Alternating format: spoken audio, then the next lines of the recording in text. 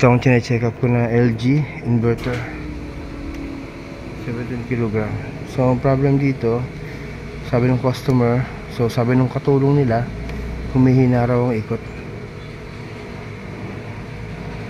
So as per checking naman, yan, kita ko mukhang okay naman yung ikot nya. Then sa wash okay din. Then sa spin dry okay din, mabilis ang ikot. So ito yung nakikita kong problem, yung platform nya, oh.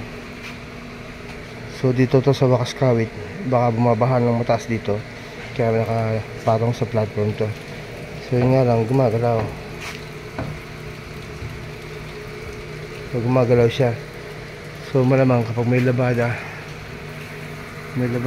yun, nagiging wobbly siya, malog.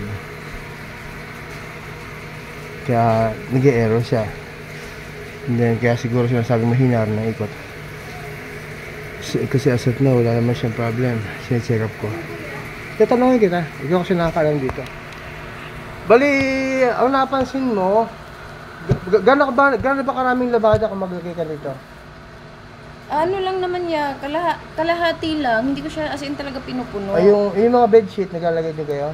Bedsheet hindi, mga maninipis lang, pero iilan lang din, di din siya sobrang ano. Kasi yung sinasabi na mahina siyang umikot, hindi ko siya nakita ngayon. Hindi mo siya nakita Hindi ko nakita ngayon, pero may naiisip ako na pwedeng problema. Itong platform na to. Kapag ba sinasabi mo nag-e-error siya, di ba sabi mo nag-e-error, huminto o humina ang ikot, gumaganyan ba siya nung siya, yun na yung problema. Yun na ang problema. Ang problema yung platform. Ito? Oo, hindi siya dapat nakapatong dyan. Kaya pala. Oo. Kaya, kasi kapag naramdaman ng washing machine na maakalabog siya, mag-e-error talaga yan. O kaya, kasi nakikita ko naman, okay naman yung takbo niya eh. So, hindi siya kuya kailangan ilisin. Kasi 2 years ago, pinalinis ko siya. Hindi pa, dahil ano siya, hindi naman siya madumi. Platform ang problema. Kasi ito no, hindi naman kailangan linisin yan kung hindi madumi. Kasi matrabaho rin mag-cleaning yan. So kung hindi naman madumi, hindi kailangan. Itong platform niya, ba't ba ito nakapatong dito? Hindi ko nga po alam eh. Kasi... Bumabaha ba rito? Opo. Mataas? Opo. So as of now, kasi syempre, di ba, alam naman natin kung mababaha, di ba? Hindi naman biglang darating yung baha eh. Babaha lang naman kung umulan ng isang linggo. So, as of now, gamitin muna ito na nakababa sa semento. Then, kapag bumagyo na lang, na umulan ng 3 araw, may possibility bumaha, at saka taas. Yun yung dahilan na naisip ko kasi... Oo, kasi nagulat nga ako eh.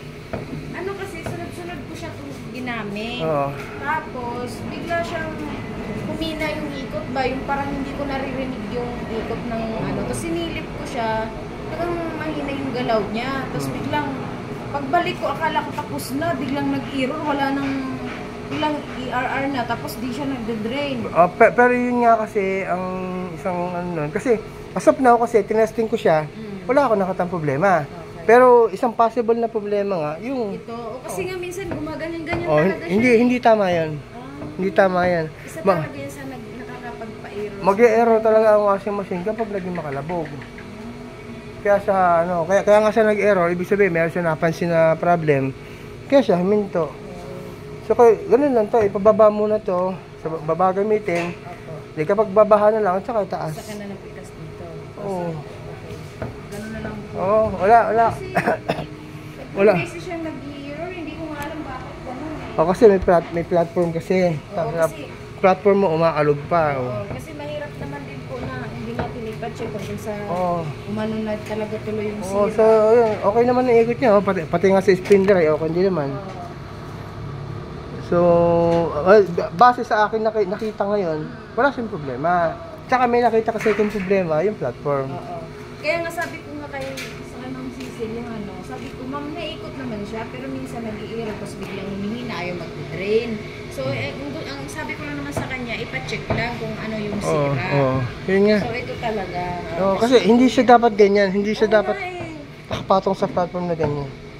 Kasi umaalog siya, lalo na pag ang isasalang mo kuya, kunti lang. Oo. Grabe yung kalabog niya eh. Actually, lalo ang masama na konti lang. Oo. Kasi mas maganda yung... Mas kaya niya yan. Hindi, mas maganda kasi yung tama lang yung dami. Kasi once na mag-spin dry yan, kailangan naka-equally yung damit. Kasi yung kapag konti lang yung nilaban mo, naipon sa isang side yon at umikot ng spin dry, kakalabog talaga.